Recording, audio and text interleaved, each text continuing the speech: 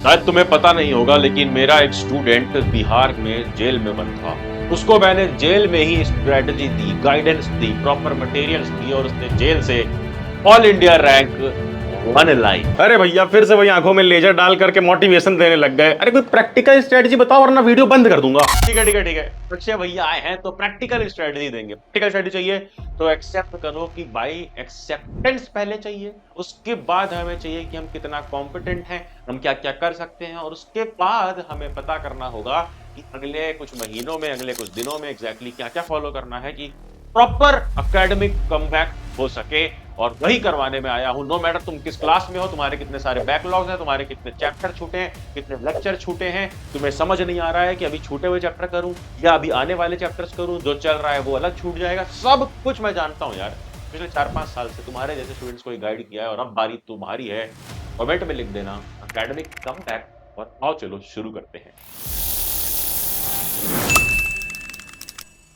क्या हाल पढ़ ले gang, Akshay VS back and back for you all. सबसे पहले एक्सेप्टेंस चाहिए जैसा कि मैंने कहा, और एक्सेप्टेंस क्या चाहिए कि 50% टाइम जा चुका है, बट उसी के साथ एक चीज और याद रखना कि 50% टाइम हमारे पास अभी है और उसका क्या यूज करना है। सबसे पहले बैकलॉग खत्म करेंगे हम कैसे। देखो, बैकलॉग खत्म करने का एक प्रॉपर टेम्पलेट होता है, एक 7 दिन का टेम्पलेट जो मैंने पिछले साल काफी सारे स्टूडेंट्स को बताया और उन्होंने अपना बैकलॉग खत्म किया था। मैंने खुद अपने टाइम पे अपना बैकलॉग ऐसे ही खत्म किया था यार। बहुत सारे लेक्चर्स मेरे बच गए थे, बहुत सारी चीजें बची हुई थी। मैं करता क्या, अगर मैं जो लेक्चर्स बचे हुए हैं, जो चैप्टर्स बचे हुए हैं उनको करता तो प्रेजेंटली चल रहा है वो भी छूट जाता।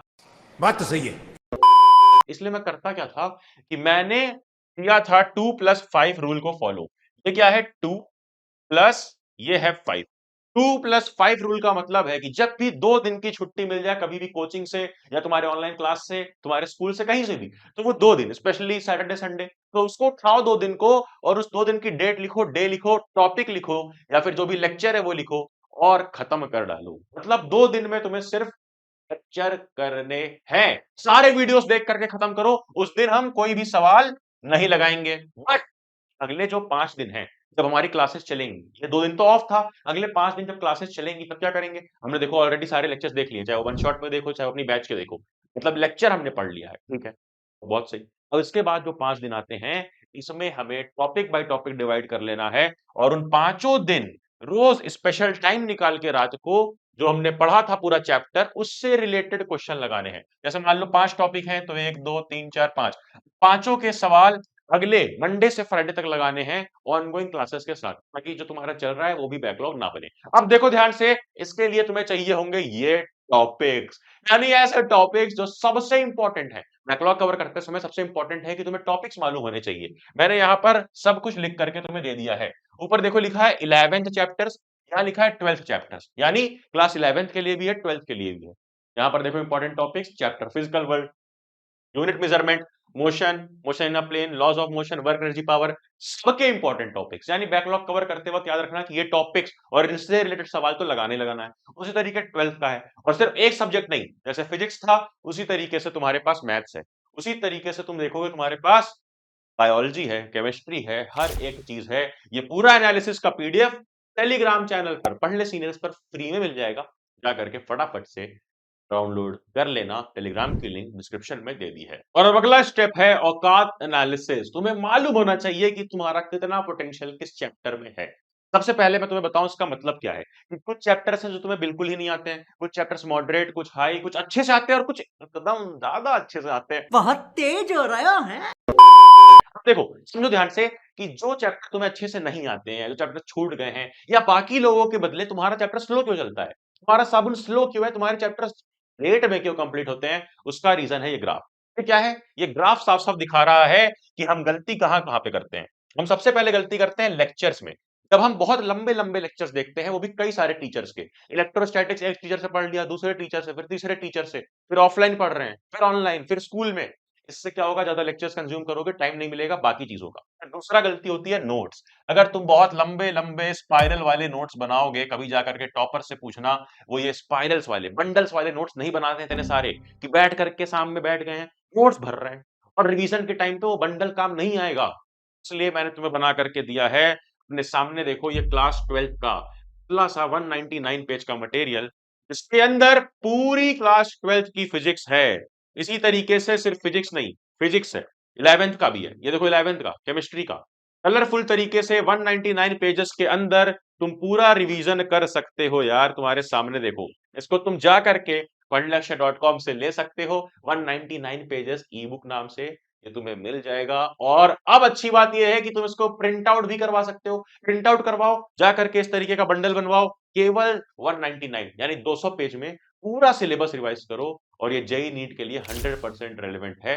पीसीएम, पीसीबी, पीसीएमबी सबके लिए कॉम्बोज मिल जाएंगे। इस टाइम डिस्काउंट चल रहा है, कूपन कोड डिस्काउंट का मैं डिस्क्रिप्शन में डाल दूंगा। समझो बात को, हमने नोट्स वाली गलती ना करके ई बुक पढ़ी, अपना टाइम बचाया, लेक्चर सही जगह से देखा, एक बार एक ही टीचर को फॉलो किया एक सब्जेक्ट में। और तीसरा कि हमने सवाल लगाए अपने सिलेक्टेड सोर्स से। अगर किसी कोचिंग में हो मॉड्यूल लगाओ, कहीं और कोई रेफरेंस बुक ले रखी है तो सिर्फ उसको लगाओ, 10-15 बुक नहीं, एक बुक को एटलीस्ट 2 से 3 बार लगाओ। सुनो मेरी बात, जब ये औकात एनालिसिस हो जाए कि कौन से चैप्टर वीक है, कौन सा मॉडरेट है, कौन सा अच्छे से आता है, उसके बाद इन तीनों चैप्टर्स को लिख लेना है कि किसमें लेवल लो है, किसमें मॉडरेट है और किसमें हाई है। इतना लिखने के बाद तुम्हें मालूम पड़ जाएगा कि भाई इस समय तुम कहां स्टैंड कर सकते हो। खड़ा हूं आज भी वही।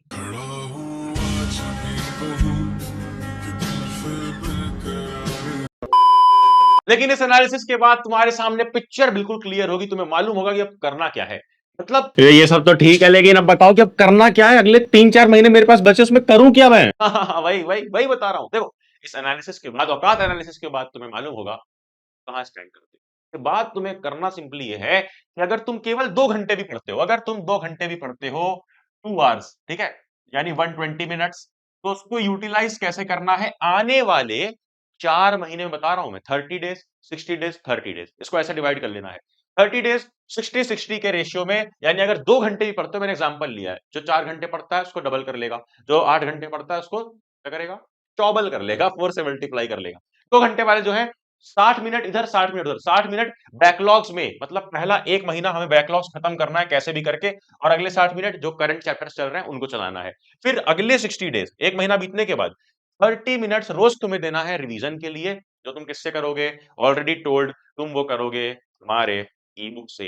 ई बुक में 199 पेज में रिवाइज करना है। सोचो 199 पेज में पूरा सिलेबस है, मतलब एक चैप्टर मुश्किल से 15-20 पेज में, और उसको तुम आराम से कर सकते हो। 30 मिनट देके रिवाइज करो ताकि भूलो ना, और अगले 90 मिनट फिर से करंट चैप्टर्स पे लगाओ। और अगले 30 दिन यानी लास्ट 30 डेज तुम्हें एक सिंपल सा काम करना है, 30-90 यानी 2 घंटे अगर पढ़ रहे हो तो 30 मिनट तुम्हारा सिर्फ जाना चाहिए रिवीजन में, और 90 मिनट अब पढ़ने में नहीं जाना चाहिए। 90 मिनट तो जाना चाहिए क्वेश्चन सॉल्विंग में। और क्वेश्चंस कहां से कर सकते हो, मैंने तुम्हें ऑलरेडी अच्छी क्वेश्चन बैंक बताई है। अगर कोई मॉड्यूल फॉलो कर रहे हो वो करो, अदरवाइज पढ़लक्ष्य ऐप पे जाओ, वर्कशीट्स में हर तरीके के क्वेश्चन हैं। और अगर बोर्ड एग्जाम की बात करो ना, तो पूरा बोर्ड एग्जाम का पेपर सच में वहां से बनेगा, सच में। टाइप का क्वेश्चन में डाल दिया है, उसको जरूर करो, क्योंकि मैं इसलिए बोल रहा हूं कि लास्ट 30 डेज तुम्हारे प्रैक्टिस की तरफ डिवोटेड होने चाहिए, ताकि तुम कॉन्फिडेंटली एग्जाम हॉल में जाके बैठ सको।